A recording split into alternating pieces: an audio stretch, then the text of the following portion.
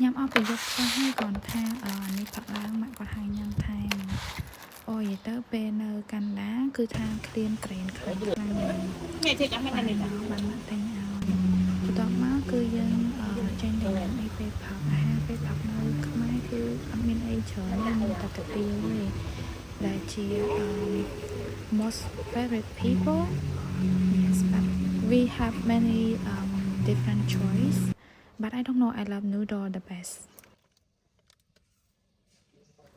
បន្ទាប់មកទៀតគឺថាជាមួយទឹកអំពៅអូមានអីឆ្ងាញ់ជាងទឹកអំពៅទេទឹកអំពៅហើយកាហ្វេទឹកដោះគោ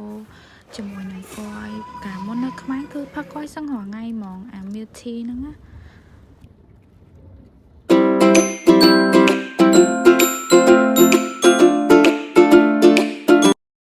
បន្ទាប់មកទៀតម៉ាក់ក៏គាត់បាននាំទៅខាងតាកៅទៅញ៉ាំបកងខេត្តតាកៅគេល្បីខ្លាំងណាស់នៅក្នុងនោះអូសោះល្អណាស់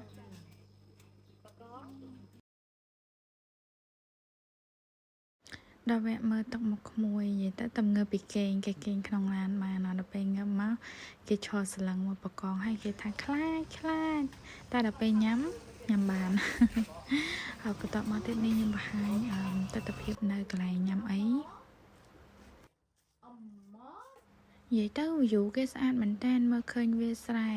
ខ្ញុំយកខាងវាស្រែដោយសារតែខ្ញុំមានក្មេងតូចអញ្ចឹងគេមានមួយជាហៀងទៀតដែលមានជាទឹកណាប៉ុន្តែដោយសារតែយើងមានក្មេងតូចអញ្ចឹងយើងត្រូវការកន្លែងណាដែលសុវត្ថិភាពតិចតួចហើយនេះធ្វើអត់ដឹងខ្លួនអីណាវីដេអូនេះ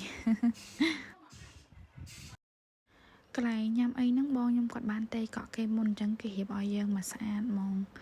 និយាយទៅគឺយើងទៅគឺគេរៀបឲ្យយើងស្អាតហើយជាមួយនឹងបកងអំបិលម្ទេសនេះគឺថាឆ្ងាញ់ខ្លាំងណាស់យើងអាចយកបកងនោះទៅធ្វើបានច្រើនមុខដូចជាឆាកែងអំបិលម្ទេសឬមួយក៏ធ្វើដូចជាមិញហ្នឹងស្លស្ងោរទឹកអីចឹងគឺធ្វើបានគ្រប់មុខស្រេចទៅលើយើងហើអញ្ចឹងណា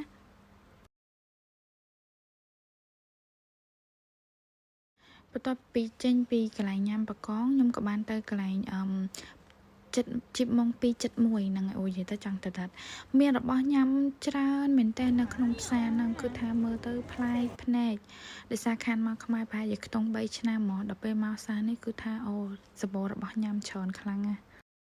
ជាចុងក្រោយចង់អរគុណអ្នកទាំងអស់គ្នាដែលបានមើលវីដេអូពីដើមដល់ចប់អត់មានអីច្រើនទេគ្រាន់តែខ្ញុំចង់បង្ហាញពីរបស់ដែលខ្ញុំបានញ៉ាំនៅប្រទេសកម្ពុជា My back home Bye